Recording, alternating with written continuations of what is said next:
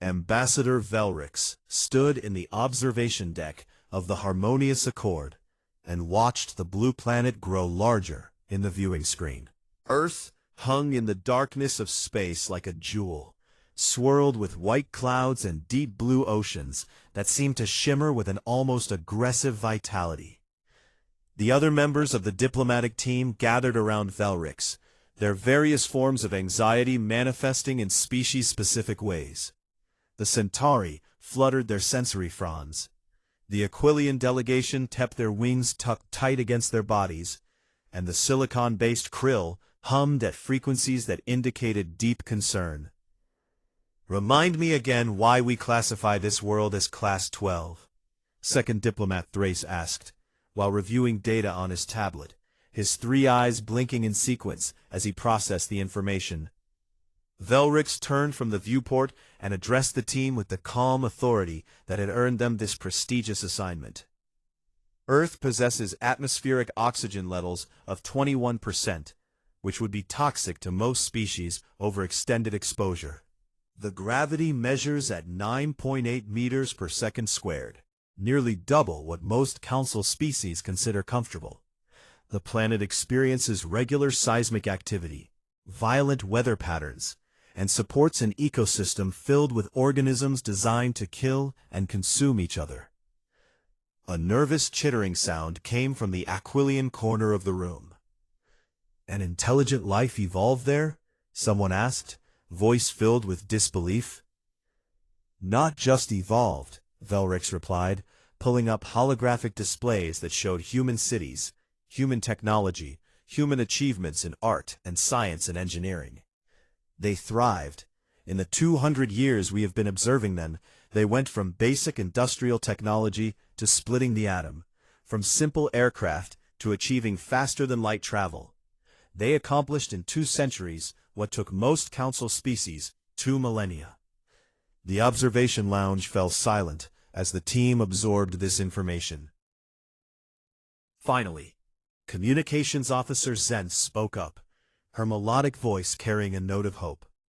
"Perhaps their aggression and rapid development are survival adaptations. Once integrated into galactic society and removed from their hostile environment, they may become more like us, peaceful, contemplative, cautious." Velrix wanted to believe this, wanted to think that humanity would shed their Deathworlder traits like uncomfortable clothing once they experienced the safety and abundance of Council civilization. Something in the data troubled them, though. Something in the patterns of human behavior that suggested these beings were fundamentally different from every other species in the known galaxy. The ship's communication system chimed, indicating an incoming transmission from Earth's orbital station. Velrix straightened their uniform and nodded to the communications officer to open the channel. The screen flickered to life and a human face appeared. Ambassador Sarah Chen, representing the unified Earth government, with dark hair pulled back from her face, and eyes that seemed to take in everything at once.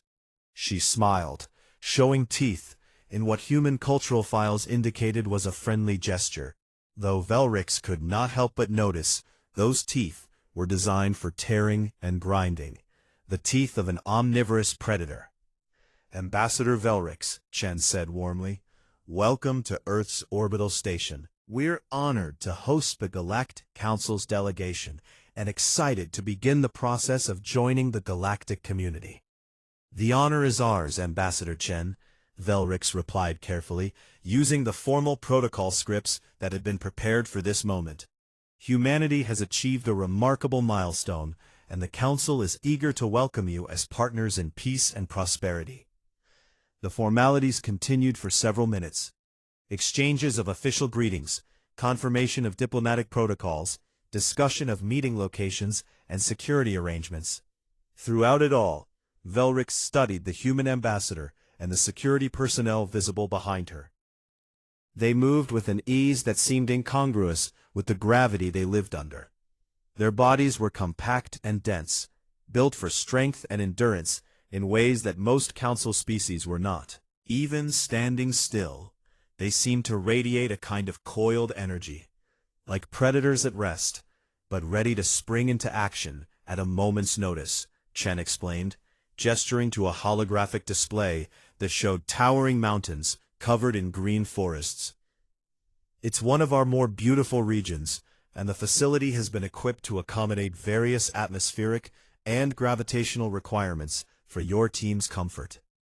That is most considerate, Velric said, though they noted with some alarm that the facility appeared to be located in a geologically active mountain range, surrounded by wilderness that the preliminary scans showed was filled with large predatory animals. Chen seemed to notice Velric's hesitation, because she added, "I assure you, the facility is completely safe. We've taken every precaution to ensure your comfort and security during your stay." The human definition of safe and the council definition of safe might be very different things, Velric thought, but they kept this concern to themselves. First contact protocols emphasized building trust and showing respect for host culture practices, even when those practices seemed unnecessarily dangerous. After the transmission ended, Velric called the team together for a final briefing before they shuttled down to Earth's surface. "Remember," Velric told the assembled diplomats and scientists and security personnel, "humans evolved in an environment that would kill most of us within days or even hours. Their baseline for danger is calibrated completely differently than ours. What they consider safe might seem reckless to us, and what seems obviously dangerous to them might not register on our threat assessment scales at all. So we should be cautious," Thrace said. "We should be observant," Velric corrected. "Cautious, yes, but more importantly we must observe and learn. Humanity represents something we have never encountered before, a species that achieved spaceflight from a Class 12 death world. Understanding how they think, how they perceive risk, how they solve problems. This will be crucial, not just for integrating them into Council society, but for understanding the full range of what intelligent life can become." The team nodded, though Velric could see the nervousness had not entirely left them. They could not blame their colleagues for their anxiety, because Velric felt it too, a deep unease about what they might discover when they got to know these strange Deathworlders who smiled with predator teeth and lived on a planet that seemed actively hostile to life. The shuttle launch was scheduled for the next morning, Earth time. Velric spent the night reviewing every scrap of data they had on human psychology, human culture, human history. They read about human wars and human art, about human philosophy and human humor, about the way humans seem to find joy in the strangest things, dangerous sports, spicy foods that cause them pain, stories designed to frighten them. One phrase kept appearing in human literature and entertainment: "What doesn't kill you makes you stronger." Velric had initially dismissed this as a simple aphorism, the kind of motivational saying that many species developed. Now, though, reviewing the data with fresh eyes, they wondered if it represented something more fundamental about human psychology. Maybe humans did not just survive their death world.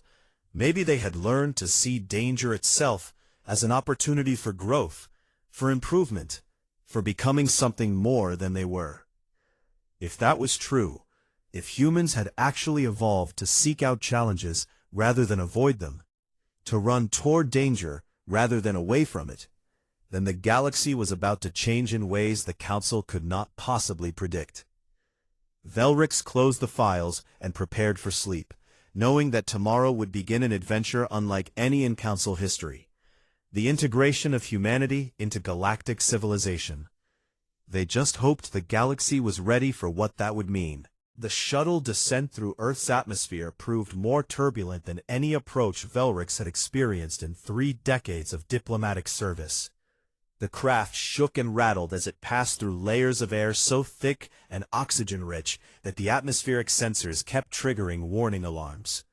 Ambassador Chen, who had joined them for the descent in her own shuttle flying alongside theirs, seemed completely unbothered by the violent shaking. Through the communication link, Velric could see her calmly reviewing documents while the world bucked and heaved around her. "First time through Earth's atmosphere?" Chen asked with that tooth-showing smile when she noticed Velrix gripping their seat restraints. "The atmospheric density is quite remarkable," Velrix managed to say, trying to keep their voice steady. "Oh, this is nothing," Chen replied cheerfully. "You should try re-entry during a solar storm. Now that gets exciting." Exciting was not the word Velrix would have chosen. The shuttles landed on a platform carved into the mountainside. The Canadian Rockies rose around them like massive stone teeth jutting from the Earth's surface, their peaks still crowned with white snow, even though the lower elevations showed green forests and meadows dotted with colorful flowers. The facility itself was built into the mountainside, a clever combination of human architecture and natural rock formations. Large windows looked out over valleys and peaks that stretched to the horizon, and Velrix had to admit the view was breathtaking, even as they noted multiple potential hazards: unstable slopes, wildlife corridors, weather exposure. "Welcome to the Banff Research Station," Chen said, as she led the delegation through the main entrance. "We use this facility for cultural programs and scientific research. It's also a great place to experience Earth's natural beauty in a relatively controlled environment." Relatively controlled, Velrix thought. They had reviewed the geological surveys of this region and found evidence of earthquake faults, avalanche paths, and a documented history of severe weather events. The first 2 days passed without major incident. The alien delegation attended presentations on human history and culture, sampled carefully prepared foods that would not poison their various biologies, and attempted to adjust to the relentless pull of Earth's gravity that made every movement feel like dragging weights. The facility staff were helpful and accommodating. They adjusted lighting for species with different visual spectrums, provided specialized seating for various body configurations, and maintained separate atmospheric zones for guests who could not breathe Earth's standard air mixture. Velrix began to relax slightly. Perhaps their fears had been overblown. Perhaps humans really had created a safe environment for their guests, despite the hostile planet they lived on. Then came the morning of the third day. Velrix was in the observation lounge with several team members, enjoying the mountain view and discussing preliminary cultural assessment reports, when the alarm began, a loud, repeating sound that made everyone jump and reach for their emergency communicators. Security Chief Rodriguez appeared on the intercom system, his voice calm and professional. "Attention all guests and staff. We have a large animal approaching the facility perimeter. This is a standard wildlife notification. Please remain inside the building until the all-clear is given." Standard wildlife notification? Velrix pulled up the external camera feeds on their tablet and felt their respiratory system constrict with terror. Approaching the facility from the forest was a creature that their database identified as Ursus arctos horribilis, a grizzly bear. The animal was massive, over 2 meters tall at the shoulder when standing on all 4 legs, covered in thick brown fur, with claws the length of Velrix's fingers, and a head that looked capable of crushing bone with a single bite. The bear moved with surprising speed for something so large, ambling through the meadow toward the building where they all stood. "Emergency protocols," Thrace shouted, his 3 eyes wide with panic. "We need to evacuate to the bunker immediately." The alien delegation scrambled toward the reinforced shelter that had been built into the facility's lower levels. Velrix led the way, their hearts pounding as they ran through corridors and downstairs, the gravity making every step feel like a struggle. They reached the bunker and sealed the door behind them. Thrace immediately began sending distress signals to their ship in orbit, while others checked environmental seals and prepared for what they assumed would be a prolonged siege. "The creature is within 50 meters of the building," Thrace reported, watching the tracking data on his screen. "It could breach the outer walls if it decides to attack." Velrix activated the communication link to the facility's main operations center, expecting to hear evacuation orders or emergency defense procedures. Instead, they heard something that made no sense: laughter. "Mr. Rodriguez," Velrix said urgently, The predator is nearly at the building. What is your evacuation status? Evacuation? Rodriguez's voice came back, genuinely confused. Ambassador, there's no need to evacuate. It's just a bear. Just a bear? That creature weighs over 600 pounds, Velrix protested, pulling up the specifications they had reviewed in the Earth Wildlife Database. It possesses sufficient strength to kill a human with a single blow, and is classified as an apex predator with no natural enemies in this ecosystem. Well, yeah, Rodriguez agreed, but they're generally not aggressive unless you bother them, or get between a mother and her cubs. This looks like a young male just passing through. I'm heading out to encourage him to move along. You are doing what? Velrix could not keep the horror from their voice. Watch the north camera feed, Rodriguez suggested. I'll show you how we handle this. Against their better judgment, Velrix pulled up the camera feed. Several other members of the delegation crowded around to watch, their various species-specific signs of extreme stress on full display. The feed showed the exterior of the building, where the bear was now investigating some equipment that had been left on the loading dock. The animal rose up on its hind legs, standing over 3 meters tall, and sniffed at a storage container. Then Security Chief Rodriguez walked out of the building. He was not wearing armor. He was not carrying weapons. He had nothing but what appeared to be 2 metal pans that he held in his hands. He walked calmly toward the massive predator, while several other humans watched from the windows, some of them actually holding up small devices to record the encounter. "Hey bear," Rodriguez called out in a loud, firm voice. "You need to move on now." He banged the 2 pans together, creating a sharp metallic sound that echoed off the mountains. The bear dropped to all 4 legs and turned to look at him. Velrix stopped breathing. The human and the predator regarded each other for a long moment. Then Rodriguez raised his arms over his head, making himself appear larger, and took several steps forward while continuing to bang the pans. "Go on," he shouted. "Get out of here."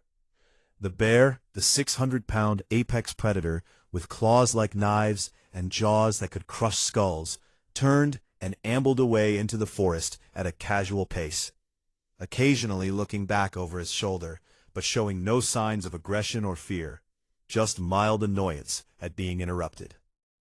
Rodriguez watched it go, waited until it had disappeared into the tree line, then walked back to the building, while several humans gave him approving nods. Velrix realized they had been holding their breath, and released it in a long, shaky exhale. "See?" Rodriguez's voice came through the communicator. "No problem. He just wanted to check things out. They get curious sometimes." The alien delegation emerged from the bunker on unsteady legs, making their way back to the observation lounge, where they found several human staff members standing by the windows, completely unconcerned. "Are encounters like this common?" Velrix asked Ambassador Chen, who had come to check on them. "In mountain facilities, sure," Chen replied with a shrug. "We get bears, elk, mountain lions occasionally. The staff are all trained in wildlife management. As long as you follow basic safety protocols, they're really not dangerous." "Not dangerous?" Velrix pulled up their tablet and began typing furiously, starting a new report file titled Human Threat Assessment Calibration Analysis. They documented everything: the size and capabilities of the predator, the human response that involved no protective equipment or weapons, the casual attitude of staff members who had watched a potentially lethal encounter as if it were entertainment. "Ambassador Chen," Velrix said carefully, "what would you consider actually dangerous wildlife?" Chen thought about this for a moment. "Well, you definitely want to be careful around hippos if you're ever in Africa. Those things kill more people than any other large animal. And box jellyfish, definitely respect those. Some snakes too, though most of them will leave you alone if you give them space." She was listing other animals on her planet that were even more dangerous than the creature they had just encountered, the creature that humans considered merely curious. Velrix added another note to their report. Humans appear to have normalized apex predators as minor inconveniences. Further observation required to determine if this represents species-wide psychological adaptation or localized cultural phenomenon. They suspected it was the former. That night, Velrix could not sleep. They kept thinking about Security Chief Rodriguez walking calmly toward a creature that could have killed him in seconds, armed with nothing but noise-making devices and confidence. What kind of species evolved to treat such encounters as routine? What kind of world created beings who saw 600-pound predators as manageable problems rather than existential threats? And what would happen when these beings encountered real danger, the kind of danger that even humans would recognize as serious? Velrix was not sure they wanted to find out, but they suspected they would learn the answer soon enough. The visit to Miami had been scheduled for Day 7 of the Cultural Exchange Program. Ambassador Chen had explained that the city represented humanity's achievements in coastal engineering and multicultural integration, and the local university had prepared presentations on Earth's oceanic ecosystems. Velrix and their delegation had been looking forward to it, hoping that urban environments might prove less stressful than the mountain facility with its casual approach to apex predators. That hope died when Thrace burst into the morning briefing with his tablet displaying meteorological data. "There is a massive atmospheric disturbance approaching the Miami region," Thrace announced, his three eyes blinking rapidly in distress. "Wind speeds exceeding 200 kilometers per hour, storm surge predictions of over 4 meters, and precipitation rates that will dump hundreds of billions of liters of water on the area." Velrix grabbed the tablet and reviewed the data, feeling their stomach drop as they processed the numbers. This was not weather. This was a planetary assault, a catastrophic event that should trigger immediate evacuation protocols for any rational civilization. "Ambassador Chen," Velrix said urgently when the human arrived for their scheduled morning meeting, "we have reviewed the meteorological data and must insist on postponing the Miami visit. More importantly, the Council protocols require us to offer assistance with the evacuation of the affected region." Chen looked at the data on Velrix's tablet and nodded thoughtfully. "Oh, Hurricane Rebecca. Yes, she's a big one. Category 4, looks like." "Then you agree evacuation is necessary?" Velrix felt a wave of relief. Evacuation of the whole city? Chen seemed genuinely surprised by the suggestion. No. We've issued warnings and advisories, and people in the most vulnerable areas will move to shelters. But Miami has been through hurricanes before. The city is built to handle this." Velrix stared at her, unable to process what they were hearing. "Ambassador, this storm will impact an area containing millions of people. The wind speeds alone could destroy most standard structures, and the flooding will make entire districts uninhabitable." "For a few days, sure," Chen agreed, "but our buildings are reinforced to hurricane standards. We have comprehensive emergency response systems, and honestly, this isn't even the worst storm Miami has seen. The one in '92, Hurricane Andrew, that was really something." She spoke about a previous planetary disaster, in the same tone one might use to discuss an interesting historical event. Not a catastrophe that had presumably killed thousands. "How many casualties did this Hurricane Andrew cause?" Velrix asked quietly. Chen pulled up data on her own tablet. 65 deaths total, and most of those were from indirect causes after the storm. The direct death toll was much lower.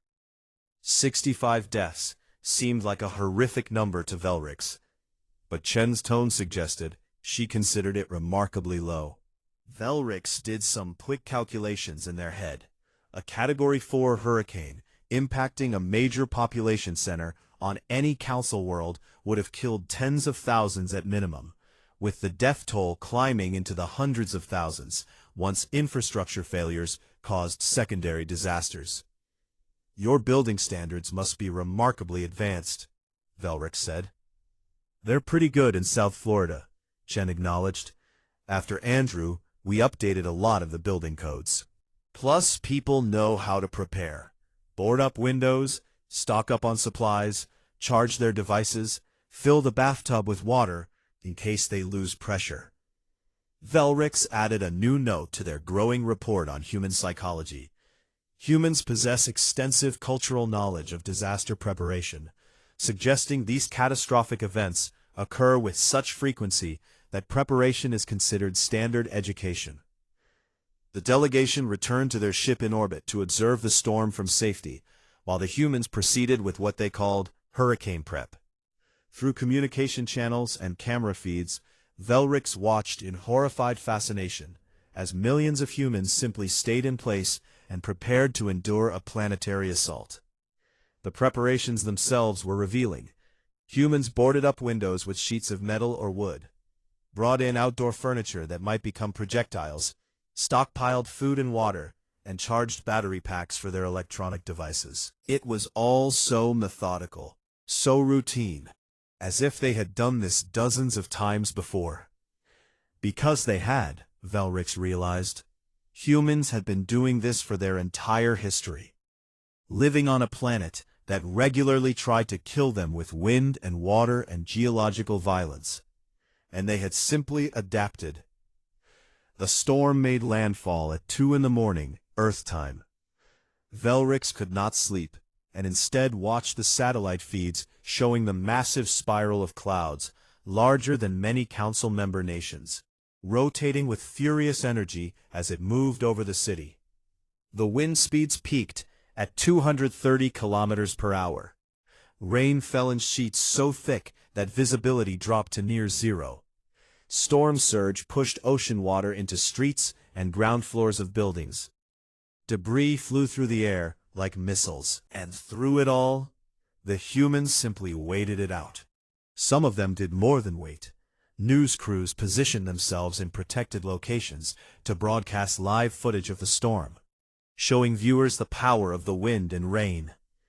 Emergency responders pre-positioned equipment and supplies, ready to deploy the moment conditions allowed. And in what Velrix could only describe as insanity, some humans actually held hurricane parties, gathering with friends and family to socialize while the planet tried to kill them outside. They are treating a catastrophic weather event as a social occasion, Velrix said to Thrace, who was watching the feeds with similar disbelief. Perhaps it is a psychological coping mechanism, Thrace suggested. Denial of danger to prevent panic? But the humans did not seem to be in denial. They acknowledged the danger, took appropriate precautions, and then simply carried on with their lives as much as possible. They played games, told stories, cooked meals on camping stoves when the power went out, and waited for the storm to pass. The hurricane lasted 14 hours, from landfall to final passage. When the winds finally dropped below dangerous levels, Velrix expected to see devastation on the scale of planetary bombardment, cities in ruins, millions displaced, infrastructure destroyed beyond repair. Instead, they saw something else. Humans emerging from their shelters to assess damage, clear debris from roads, check on neighbors, and begin repairs. Within hours, emergency crews had restored power to critical facilities. Within a day, most neighborhoods had cleared enough debris to allow vehicle access. Within 3 days, schools and businesses were reopening. How is this possible? Velrix asked Ambassador Chen during their check-in call. We've gotten pretty good at hurricane recovery, Chen explained. Everyone knows their role. We have supplies and equipment pre-positioned, and people help each other out. It's just part of living in Florida. Just part of living in Florida. Velrix reviewed the casualty reports with disbelief. 43 deaths, mostly from people who had ignored evacuation orders in coastal areas, or from accidents during the cleanup. 43 deaths from a storm that had impacted millions of people and caused billions of dollars in property damage. On any council world, this would have been an extinction event. Entire civilizations would have collapsed under such an assault. The psychological trauma alone would have taken generations to overcome. But humans were already moving on, already planning rebuilding efforts, already analyzing what they could do better next time, because they knew there would be a next time. Hurricanes came every year, sometimes multiple hurricanes in a single season, and humans just accepted this as reality. They have normalized planetary-scale disasters, Velrix recorded in their report, the same way they normalized apex predators. Their entire civilization is built around the assumption that catastrophic events are not anomalies, but regular occurrences to be prepared for and endured. The delegation did eventually visit Miami, 2 weeks after the scheduled date. The city showed signs of the storm, damaged buildings being repaired, debris piles awaiting removal, neighborhoods still working on restoration, but it was fundamentally intact and functional. The university presentation went ahead as planned. Professor Martinez discussed coral reef ecosystems and ocean acidification and marine biology with enthusiasm, pausing only occasionally to apologize when construction noise from storm repairs interrupted her talk. "You seem remarkably calm for someone whose city was just struck by a catastrophic storm," Velrix observed during a break. Professor Martinez laughed. "Catastrophic? No, that was just a bad hurricane. Catastrophic would be a Category 5 direct hit, or maybe a major earthquake. We got lucky with Rebecca. She weakened a bit before landfall." She reserved the term catastrophic for even worse disasters that were apparently possible on this nightmare planet. Velrix spent the evening walking through Miami's streets with their security escort, observing humans going about their business. Children playing in parks that had been cleared of debris, restaurants serving meals to customers, musicians playing in the street for donations, couples walking hand in hand along the beach where storm surge had rearranged the sand. Everywhere they looked, they saw resilience.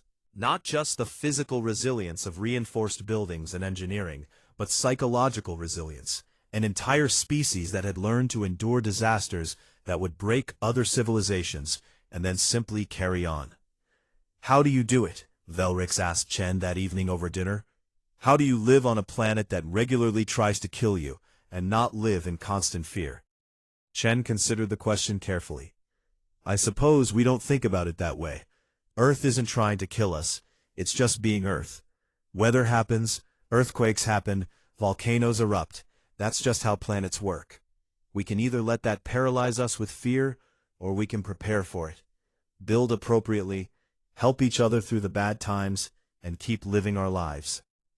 "But the psychological toll can be rough, sure," Chen agreed, "but it also makes us appreciate what we have. After a hurricane, you see communities come together, neighbors helping neighbors, people sharing resources.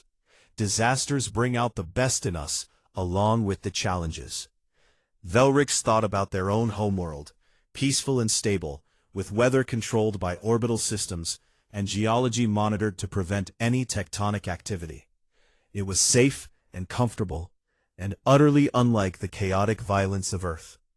But they wondered if that safety had cost them something, if living without challenges had made council species soft in ways that went beyond the physical. They would think about this question many times in the coming weeks, but for now they simply added another note to their growing report. Humans do not merely survive their death world, they have been shaped by it into something unprecedented in galactic history. The shuttle flight to the new orbital station was supposed to be routine. A simple 3-hour journey to inspect the Joint Human Council facility that would serve as a hub for diplomatic and scientific cooperation. Velrix had actually been looking forward to it, hoping that a few hours in the controlled environment of space would provide relief from the constant low-level anxiety of living on Earth's surface.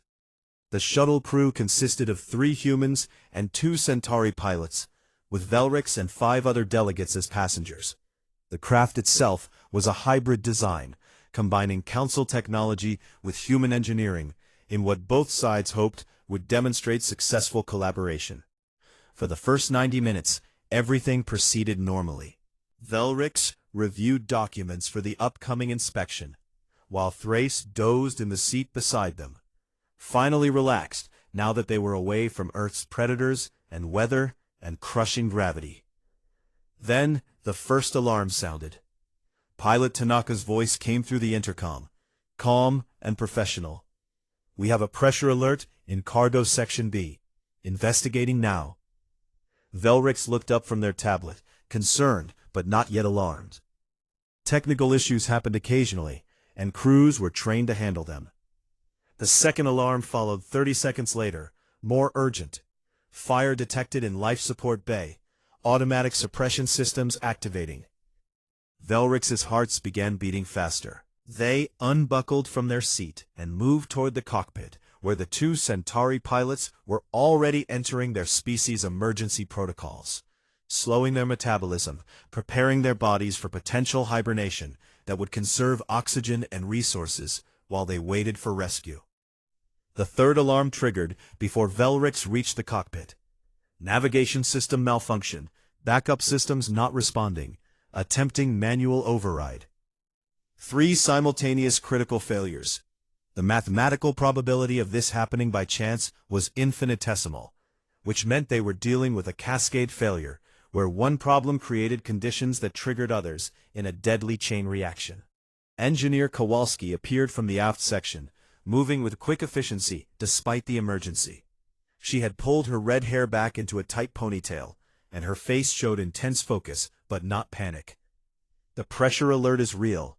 We have a micrometeorite breach in Cargo B. It is small, but growing. Fire suppression and life support failed to deploy because the system has an electrical fault. I think the electrical fault also took down navigation." "How long until rescue can reach us?" one of the Centauri pilots asked, their voice already slowing as the hibernation response began. Kowalski checked her wrist display. "At our current trajectory and velocity, nearest rescue vessel is 4 hours out." 4 hours. Velrix did the calculations automatically. At current oxygen loss rates, they would be dead in less than 2 hours. The Centauri pilots had already fully entered hibernation state, their bodies going into a protective shutdown that reduced oxygen consumption to almost nothing. It was the logical response. The response that every rational species in the Council had evolved. When faced with unsurvivable conditions, enter stasis and wait for rescue. Velrix felt their own body beginning the same process, biological imperatives overriding conscious thought as their respiratory rate slowed and their metabolism dropped. Then they heard Pilot Tanaka's voice, sharp and clear. "Kowalski, can you patch the breach?" "Affirmative. I need to access it from the exterior. That means a spacewalk." "Do it. I will handle navigation manually. Dr. Okonkwo, I need you to bypass the fire suppression electrical fault and get those systems working." Dr. Okonkwo, who had been checking on the passengers, nodded once. "On it." Velrix tried to speak, tried to tell them that they should enter hibernation and wait for rescue, like rational beings, but their voice would not work. They were already too far into the biological shutdown sequence. Through dimming vision, they watched as the 3 humans moved into action with practiced coordination.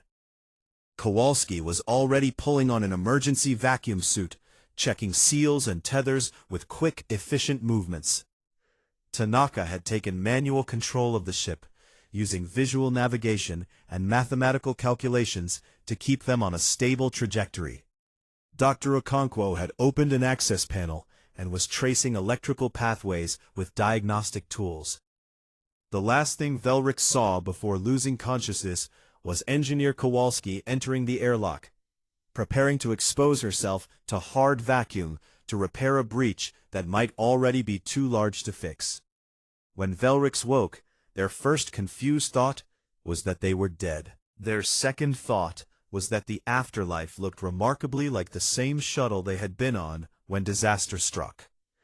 "Easy," Dr. Okonkwo's voice said gently. "You went into hibernation shock. Perfectly normal response for your species. You are safe now." Velrix sat up slowly, their body protesting as systems came back online. They looked around the cabin and saw the other alien delegates also waking up, all showing signs of the same hibernation response. "What happened?" Velrix asked, though they were not sure they wanted to know the answer. "Multiple system failures caused by a micrometeorite impact," Okonkwo explained, while checking Velrix's vital signs with a medical scanner. "It triggered a cascade effect that knocked out several critical systems. We have stabilized everything, and rescue is about 40 minutes out." "Stabilized," Velrix repeated, trying to understand. "How?" Kowalski patched the breach. "I bypassed the electrical fault and got the fire suppression system working. Tanaka kept us on course with manual navigation. We worked the problem and solved it." Worked the problem, as if a series of fatal system failures was just a problem to be solved, rather than an invitation to accept death. Velrix stood on unsteady legs and made their way to the cockpit. Pilot Tanaka was still at the controls, her hands moving across manual interfaces as she made tiny adjustments to their trajectory. Her flight suit showed sweat stains, and her face looked tired, but her eyes were sharp and focused. "You maintained manual navigation for—" Velrix checked the time steps. "For nearly 3 hours?" "Someone had to," Tanaka replied with a shrug. "The automatic systems were down, and we needed to maintain our trajectory. It is not that complicated. Just requires attention to detail and constant micro-adjustments." She had performed complex orbital navigation calculations in her head, without computer assistance, while 2 other critical systems were failing around her, and she described it as not that complicated. Velrix found Engineer Kowalski in the cargo section, inspecting her repair work. The temporary patch was a masterwork of improvisation. She had used emergency sealant, metal strips from equipment panels, and what looked like pieces of her own vacuum suit to create a barrier that was holding against the vacuum of space. "You went outside during a critical emergency?" Velrix said, still trying to process what had happened. "You exposed yourself to hard vacuum to make repairs." "Had to," Kowalski said simply. "The breach was on the exterior. No other way to fix it. The suit held up fine, though. These things are built tough. You could have died." "Sure," Kowalski agreed. "But staying inside meant we all died for certain. Going outside meant maybe I die, but everyone else lives." The math was pretty clear. The math was clear. She had calculated the survival probabilities and chosen the option that gave the group the highest chance of survival, even though it put her at maximum personal risk. Velrix found Dr. Okonkwo in what had been the life support bay, surrounded by exposed wiring and damaged components that she had somehow coaxed back into functionality. The fire suppression system was completely offline, Okonkwo explained when she saw Velrix watching. "Electrical short had fried the primary circuits. I bypassed it using secondary systems from the environmental controls and rigged a manual activation system." "It is not pretty, but it works." "You taught yourself electrical engineering in the middle of an emergency?" Velrix asked. "I am a doctor, not an electrician," Okonkwo admitted with a tired smile. "But the basic principles are not that different from vascular surgery. You just need to trace the pathways, identify the blockage, and create a new route for the flow. Plus, I read a lot of technical manuals on the flight out. Seemed like useful information to have." She had improvised critical repairs in a system she was not trained on, using principles adapted from her medical knowledge and information she had casually read in her spare time. Velrix returned to their seat and began typing a new report, their hands shaking slightly as they recorded what they had witnessed. Human response to fatal emergency conditions differs fundamentally from all known council species, where rational beings enter preservation hibernation to await rescue. Humans enter what can only be described as aggressive problem-solving mode. They continued typing, observed human crew members taking actions that place them at extreme personal risk in order to solve problems that would normally be considered unsurvivable. Engineer Kowalski performed exterior repairs in hard vacuum. Pilot Tanaka maintained manual navigation for 3 hours without computer assistance. Dr. Okonkwo improvised electrical repairs using knowledge from unrelated fields. The report grew longer as Velrix tried to capture what they had seen. Humans do not appear to possess a biological shutdown response to unsurvivable conditions. Instead, they become more active, more creative, more willing to attempt solutions that other species would never consider. Most significantly, Velrix wrote, humans do not accept death as an inevitable outcome. When faced with conditions that would trigger hibernation and acceptance in other species, humans instead fight with everything they have, improvising solutions, taking calculated risks, and refusing to yield until all options are exhausted. When the rescue ship arrived 40 minutes later, its crew found a damaged shuttle that should have been a tomb. Instead, they found 3 exhausted humans who had saved everyone aboard through sheer stubborn refusal to accept the mathematically probable outcome. The rescue captain, a Centauri named Vec, studied the repair work and the manual navigation logs with something approaching awe. How did you survive this? Tanaka looked at her fellow human crew members and smiled that predator-tooth smile. We worked the problem. 3 words that summed up the entire human approach to danger. See the problem, work the problem, solve the problem. Never accept defeat. Never enter hibernation. Never wait for rescue when you can rescue yourself. Velrix understood now. Understood in a way that months of cultural observation had not fully conveyed. Humans had not just survived their death world, they had internalized its fundamental lesson. Their planet had taught them that the universe would try to kill them regularly and without warning, and their species had responded by learning to fight back against any odds, to find solutions where none seemed to exist, to turn survival into an active verb rather than a passive hope. As the shuttle was towed to the station, Velrix looked at the 3 human crew members and felt something that was equal parts admiration and fear. The galaxy was about to meet a species that did not know how to quit, that saw impossible odds as challenges rather than death sentences, that would run toward danger with nothing but confidence and improvisation. Velrix was no longer worried about whether humans would integrate into galactic society. They were worried about whether galactic society was ready for humans. The Galactic Council Chamber was built to inspire awe. A vast circular room with seating for representatives from 200 species, holographic displays that could show data from across the galaxy, and a ceiling that displayed the stars themselves through advanced projection technology. Velrix stood at the central podium, looking out at hundreds of faces representing the full diversity of galactic civilization. Crystalline beings who communicated through light, aquatic species in specialized water-filled enclosures, silicon-based life forms, gas cloud entities held in magnetic containment fields, and dozens of other forms that life had taken across the galaxy. Every single one of them had evolved on worlds far gentler than Earth. Honored council members, Velrix began, their voice amplified throughout the chamber. I have returned from Earth with my comprehensive report on humanity and my recommendation regarding their petition to join the Galactic. The chamber fell silent.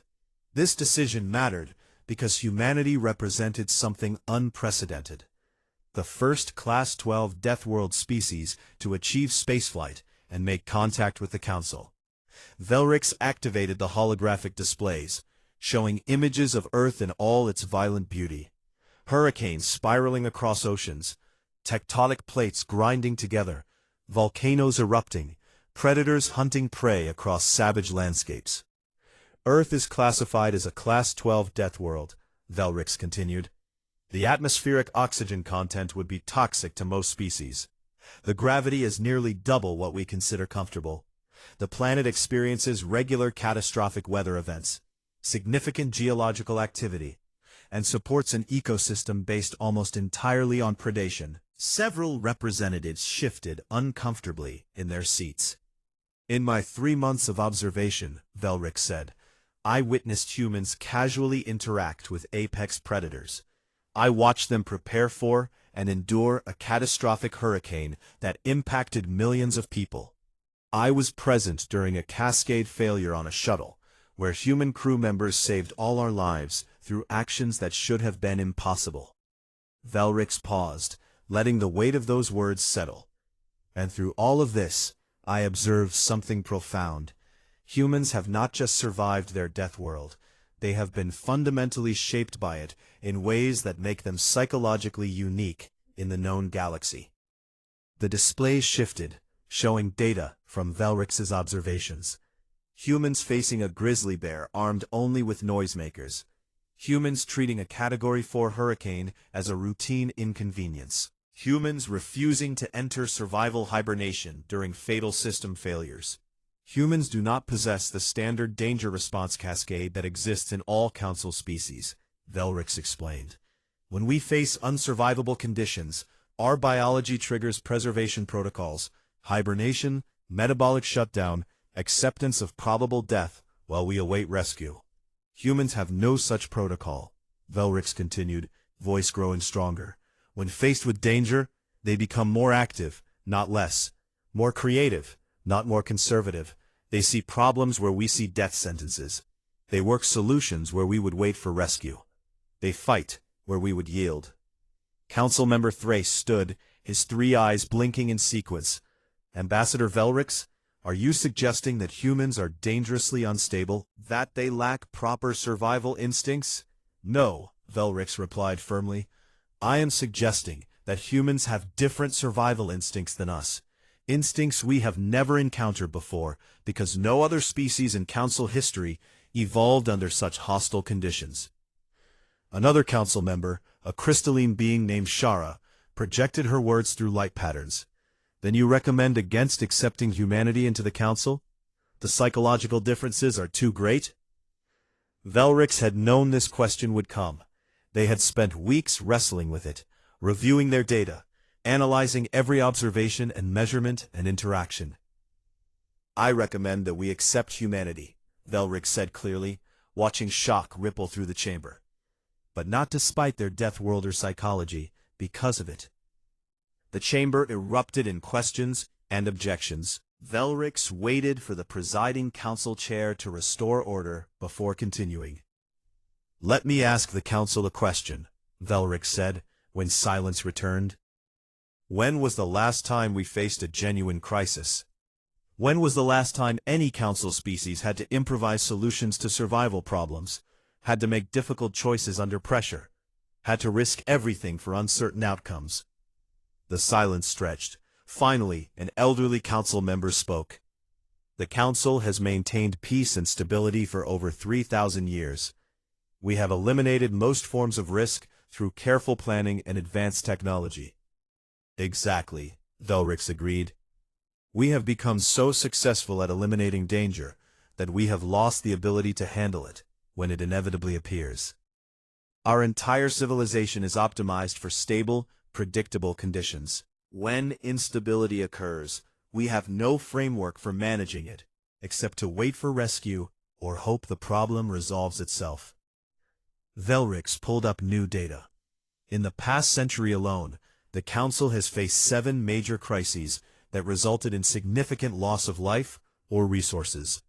The Kepler Station reactor failure, the agricultural collapse on Trena Prime, the navigation failure of the colony ship Wanderer, the atmospheric processor malfunction on New Haven, the supply chain disruption during the Rigel trade dispute, the solar flare damage to the Centauri orbital arrays, and the asteroid deflection failure at Calderon.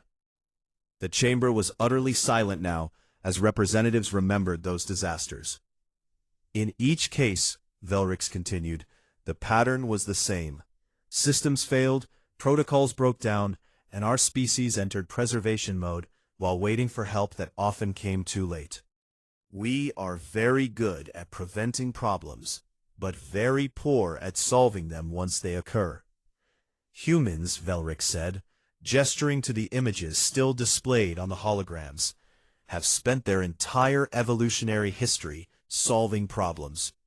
Their planet has been trying to kill them since they climbed down from the trees, and they have responded by developing psychological and cultural frameworks specifically designed for crisis management. They don't wait for rescue. They rescue themselves. They don't accept death. They fight it with everything they have. They don't freeze when protocols fail. They improvise new solutions in real time. Velrix pulled up the footage from the shuttle incident. Kowalski in her vacuum suit, Tanaka manually navigating, Okonkwo rewiring electrical systems. "These humans saved my life and the lives of 5 other council members," Velrix said quietly. "They saved us because when we entered hibernation and accepted probable death, they did the opposite. They saw an impossible situation and decided to make it possible through sheer determination and creative problem-solving." Councilmember Thrace spoke again. "But if humans are so different from us, how can we integrate them into our society? How can we work with beings who see danger so differently than we do?" "By giving them roles that play to their strengths," Velrix replied. "The galaxy is a dangerous place, no matter how much we try to make it safe. Accidents happen, systems fail, crises emerge. When those moments come, we need people who run toward the problem instead of away from it." Velrix activated the final section of their presentation. "I propose that humanity be accepted into the Galactic Council with full membership rights, and that we offer them specialized roles in crisis response, emergency management, exploration of dangerous regions, and any other situations where rapid adaptation and creative problem-solving under pressure are required. Let humans staff the rescue ships," Velrix continued. "Let them lead the exploration missions into unknown space. Let them manage the emergency response teams.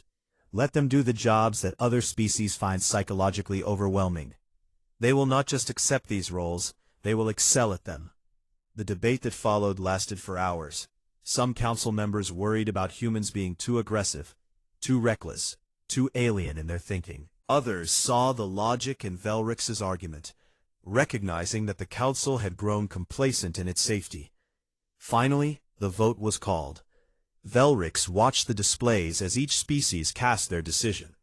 Green lights for acceptance, red lights for rejection, amber for abstention. The green lights outnumbered the red. Humanity was accepted into the Galactic Council. Ambassador Chen received the news aboard the human delegation ship. Velrix watched her face carefully for her reaction and saw something that made them smile. Chen did not look surprised or overwhelmed, or particularly excited. She simply nodded, as if she had expected this outcome all along. "Thank you, Ambassador Velrix," Chen said. "We look forward to contributing to the Council and working alongside all member species. The Council has designated humanity for specialized roles in emergency response and exploration," Velrix explained. "Situations that require rapid adaptation and problem-solving under dangerous conditions." "Sounds perfect," Chen replied with that predator smile. "We are good at those kinds of challenges." "I know," Velrix said quietly. "That is why I recommended you." After the transmission ended, Velrix stood alone in the observation deck, looking at Earth hanging in space below. They thought about everything they had learned over the past 3 months. All the ways humans had challenged their assumptions about intelligence and civilization and the proper response to danger.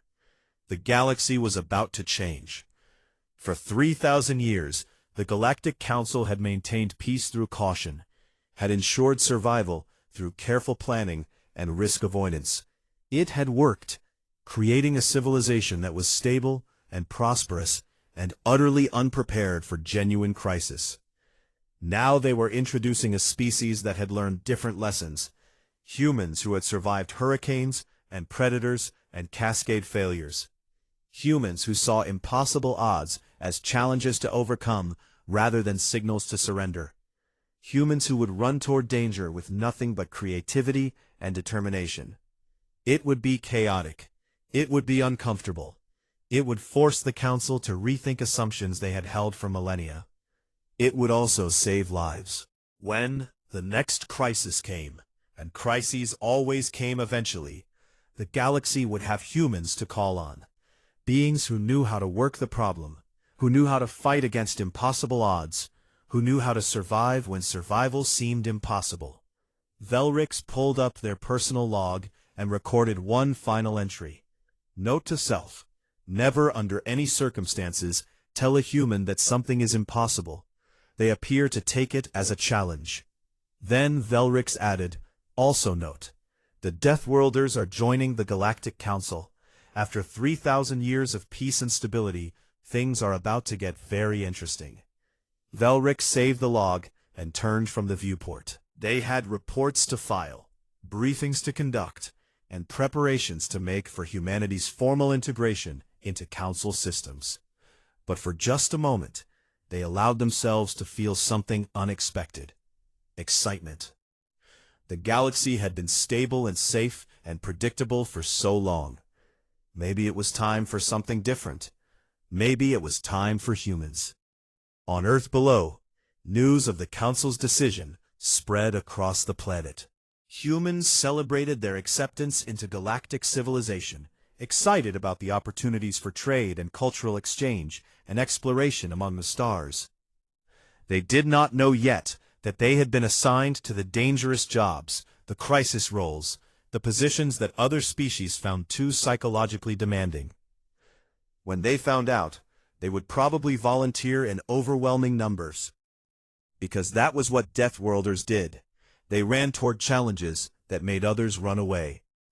Velrix smiled, thinking about the future, thinking about humans spreading across the galaxy with their aggressive optimism and their stubborn refusal to accept defeat. Thinking about what would happen when the next genuine crisis emerged, and the Council could call on beings who had evolved specifically to handle the impossible.